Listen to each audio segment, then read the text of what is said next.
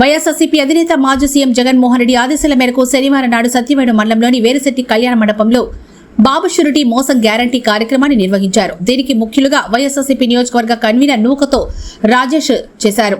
ఈ సందర్భంగా ఆయన మీడియాతో మాట్లాడుతూ 2024 ఎన్నికల సమయంలో రాష్ట్ర ప్రజలకు మోసపూరితమైన హామీలు ఇప్పించి ఇదే మీ మేనిఫెస్టో అని తెలిపి దానిలో ప్రధానంగా సూపర్ 6 పథకాలంటూ సొల్లు కబుర్లు చెప్పే నేడు అధికారంలోకి వచ్చిన వెంటనే సూపర్ 6 పథకాలను పక్కన పెట్టి వచ్చిన సంవత్సర కాలంలో సూపర్ 6 పథకాలు అమలు చేస్తారంటూ మీడియా ద్వారా ప్రకటన లిస్టు రాష్ట్ర ప్రజలను మోసం చేస్తున్నారంటూ నూకతోటి రాజేష్ ఎద్దేవా చేశారు. బాబు షూరిటీ భవిష్యత్తుకు గ్యారంటీ కాదండి, ఆయన సీఎం అయినాక బాబు షూరుడు మోసం గ్యారంటీగా ఆయన చెప్పారు. రాష్ట్ర ప్రజలకు మోసాలుగా గిఫ్ట్గా ఇచ్చారంటూ నూకతోటి రాజేష్ మీడియా ద్వారా తీవ్ర స్థాయిలో ధ్వజమెత్తారు. ఈ రోజే సిట్టింగ్ పిలిచారు. అనవసరమైనగా లిక్కర్ కేసు పెట్టారు. వాటికి సాక్ష్యాధారాలు లేవు, వాళ్ళ డబ్బులు ఎక్కడ ట్రాన్స్ఫర్ అయినాయో లేవు, ఎక్కడి నుంచి ఏం జరిగిందో ఏమీ లేదు.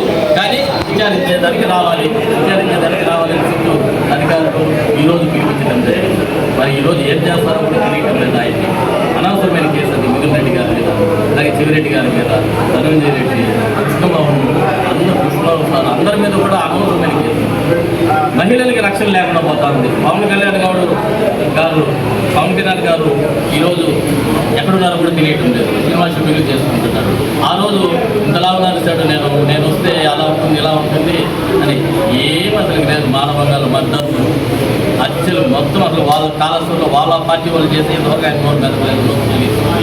వాళ్ళు అరెస్ట్ చేశారు కానీ ఈయన పార్టీ తరఫు నుంచి ఒక మాట కూడా మాట్లాడుతుంది.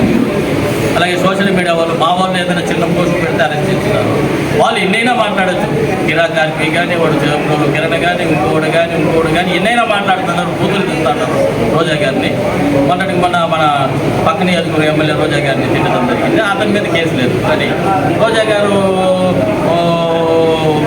పెట్టిన కేసుని ఇంతవరకు అతిగతి లేదు. నిన్న పోయి 3 రోజులు అయింది. ఆమె పెట్టిన 2 రోజులు ఏమైంది. 2 రోజులు దాన్ని ఎత్తుకోలే లేదు. మన వాళ్ళ మీద సోషల్ మీడియాని అధస్పతాలని తొక్కేయాలని చూస్తున్నారు.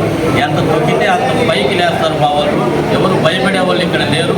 ఇన్ని కేసులన్నా పెట్టుకొని ఖచ్చితంగా మేము వచ్చినప్పుడు అనవసరమైన కేసులు, ఫాల్స్ కేసులు పెట్టిన వాళ్ళని ఖచ్చితంగా మేము మళ్ళీ గుర్తు పెట్టుకొని వాళ్ళకి రిటర్న్ గిఫ్ట్ మళ్ళీ ఇస్తాం. Thank you. అలాగే స్థానిక ఎన్నికలు రాబోతాయి ఒక 1 ఇయర్ లోపల.